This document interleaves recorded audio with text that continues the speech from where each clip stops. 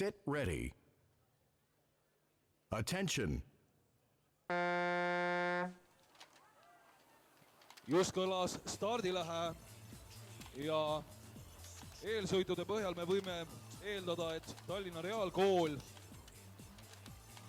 võiks olla vaksakene parem, kuigi pole teada, ehk Tartu Mart Reiniku gümnasistid ka natukene hoidsid ennast selles eelsõidus, sest et 2 sekundit kehvema ajaga nemad Reaalkoolile järgnesid ja Reinik ongi läinud juhtima.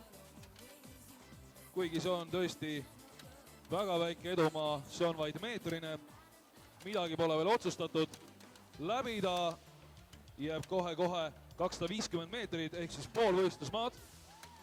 Ja te näete, täiesti võrdsed.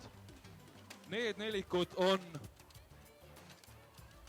väga võimsalt liikumas ja omavahel ka positsioone vahetamas, kuid vaadake nüüd, Tallinna Reaalkool on liikunud fraktsiooni võrra ettepoole, seega juba 5 meetriga on nad Mart Reiniku gümnaasiumi ees juhtimas ja kui on minna veel 100 meetrit, no ei seda 8 või 10 meetrit suuda enam Reiniku ilmselt tagasi võtta, see oleks mõnes mõttes ka juba väikene ime ja Reaalkool on tõesti hea lõpu teinud ja libiseb Reiniku gümnaasiumilt vaikselt eest ära ja me näeme teie ees kohe Alfa 2010 võitjaid, selleks on Tallinna Reaalkooli kvartett ajaga 1.37.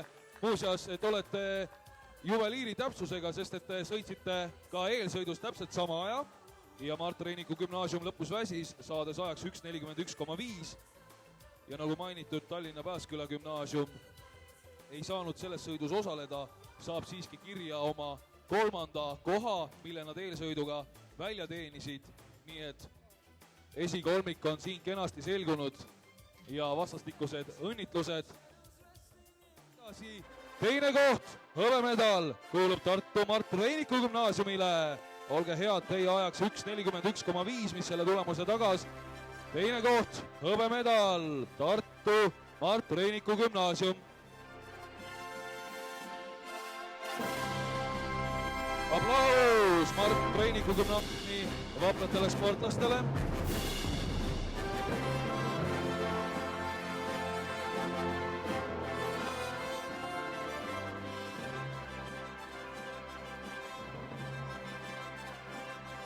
Kuldmedal kuulub Tallinna Reaalkoolile. Tulemusega 1.37 on nemad Alfa 2010. aasta väljaande parimad ja ootame siia nii Tallinna Reaalkooli kui ka Mart Reiniku gümnaasiumi õpetajaid või juhendajaid.